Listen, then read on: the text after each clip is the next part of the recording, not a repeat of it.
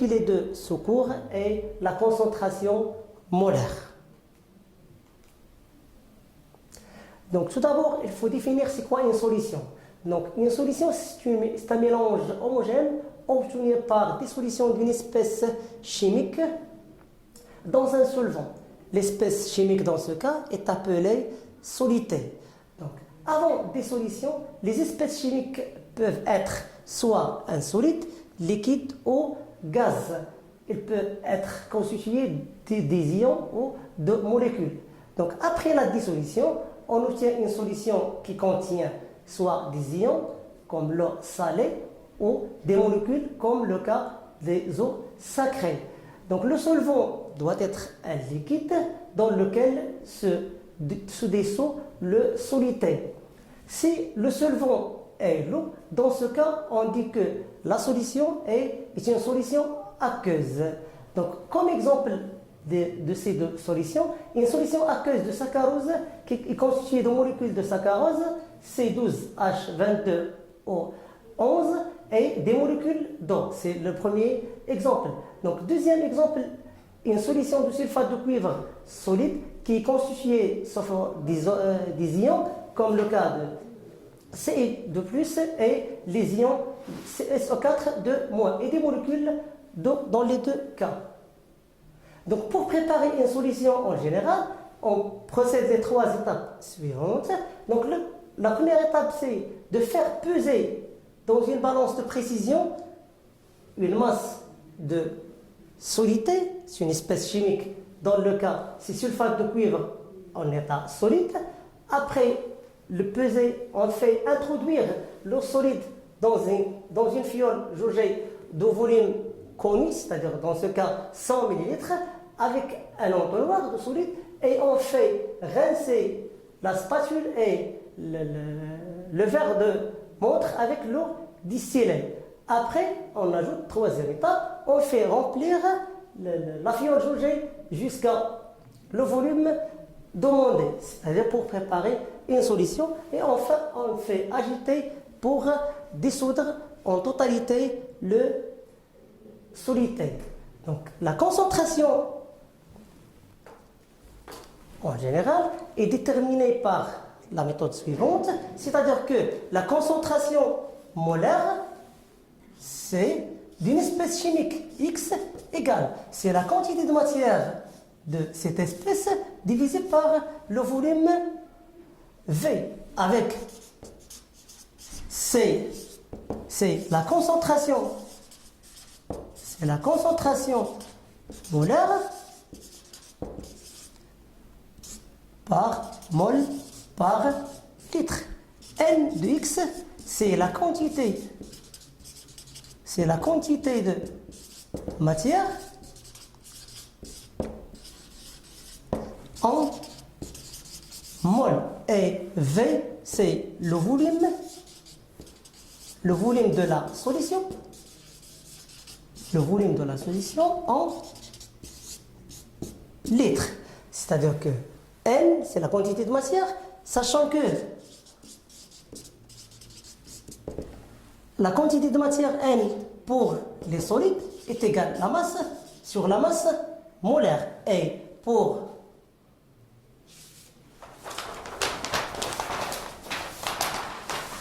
les gaz, N d'une espèce chimique est égal V sur V molaire, c'est-à-dire V, le volume de gaz qu'on doit dissoudre. Après la détermination de la concentration C, donc quelle est la relation entre la concentration molaire et la concentration massique? Donc la concentration molaire ou la concentration massique en général est égale N sur V, avec N est égal la masse sur la masse molaire. Donc on remplace N dans la relation précédente, on obtient M sur V fois 1 sur M. C'est la masse de l'espèce chimique dissoute et la masse molaire de l'espèce chimique dissoute. Donc, le paramètre M sur V représente ce qu'on appelle la concentration massique et symbolisé C m. Donc fois 1 sur m de x. Donc la relation entre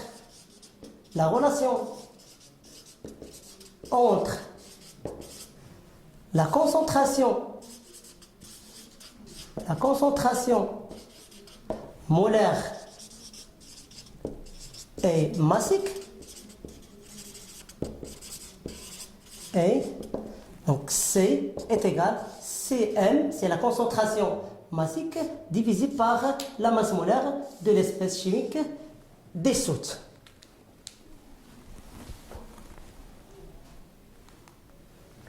Donc, afin de préparer, après la préparation d'une solution de concentration C, on peut faire ce qu'on appelle la dilution. C'est quoi une dilution? La dilution, c'est la diminution en général de la concentration ou d'avoir obtenu une solution moins concentrée. Donc cette opération nous a permis de garder la même quantité de matière, c'est-à-dire que la conservation de la quantité de matière de l'état initial est égale à la quantité de matière de l'état final selon la relation suivante.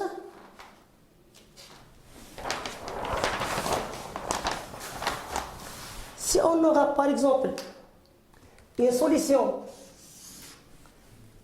de concentration C et de volume V, c'est-à-dire on peut avoir par exemple de quantité de matière qui contient ces 4 moles.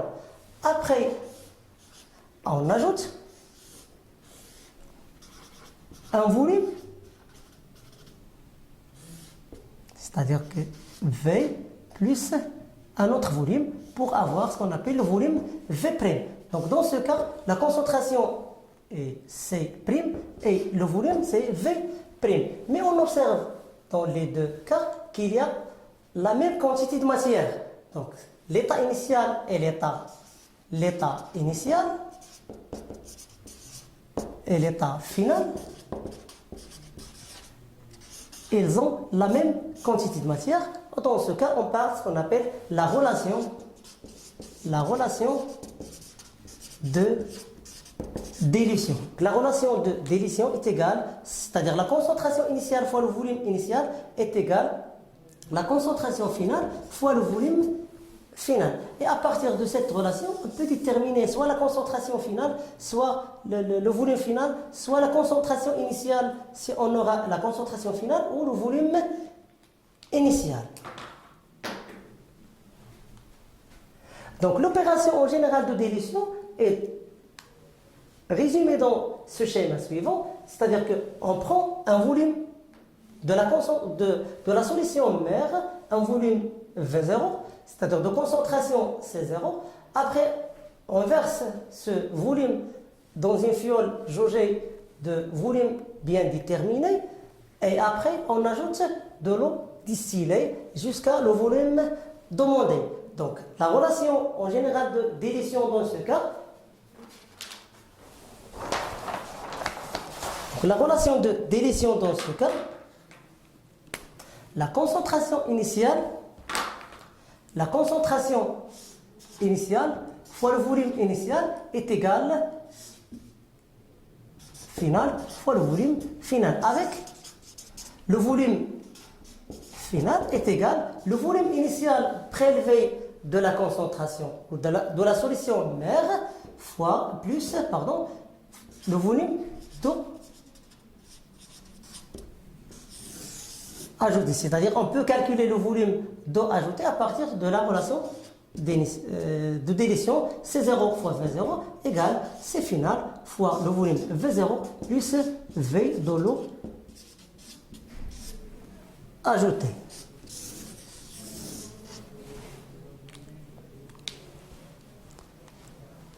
Et pour bien comprendre ces relations, la détermination de ces relations, on va faire un exercice d'application à partir de laquelle, pour préparer une solution aqueuse de fructose de formule C6H12O6, on dissout une masse de 18 grammes dans un volume d'eau distillée égal de 100 ml.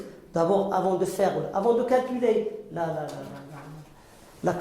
concentration, on doit calculer la quantité de matière. Donc, puisque Le solide dans ce cas est un solide. Donc la quantité de matière de C6H12O6 est égale, c'est la masse de cette espèce chimique divisée par la masse molaire de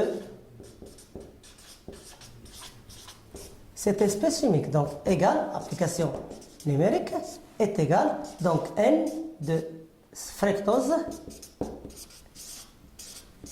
est égal 18 grammes divisé par 180, la masse molaire comme indiqué dans les données de l'exercice. Donc égal 0,1 mol, c'est la quantité de matière. N de C6H12O6.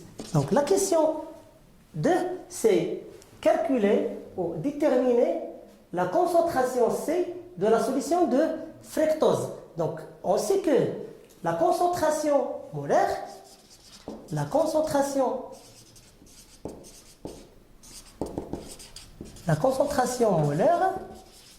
C est égale N sur V. Donc application numérique, la quantité de matière dans ce cas est déterminée déjà, donc est égale 0,1 divisé par le volume considéré pour préparer cette solution égale 200 millilitres. Alors 200 fois 10 à la puissance moins 3 pour la transformer en litres est égal 0,1 divisé par 0,2, c'est-à-dire 1, 2. Donc la concentration. Donc la question 3 a pour objectif de déterminer ou là de faire appliquer la relation de dilution. C'est on va déterminer la concentration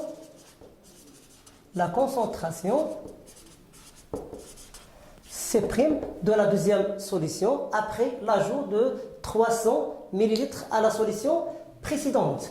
Donc on a C fois V égale C' fois V'. Donc C' égale C fois V divisé par le volume V'. Donc application numérique, donc C' est égal C, 0,5 fois le volume précédent, c'est 200 fois 10 à la puissance moins 3 pour le transformer en litres. V', c'est le volume total, est égal 500 fois 10 à la puissance moins 3. Donc on va simplifier par. Donc C' est égal 0,2 mol par litre. À partir de ce résultat, si on fait comparer avec la concentration précédente, on observe qu'il y a une diminution de concentration, ce qui explique le phénomène de dilution. C'est la diminution de la concentration avec la conservation de la quantité de matière. Et merci.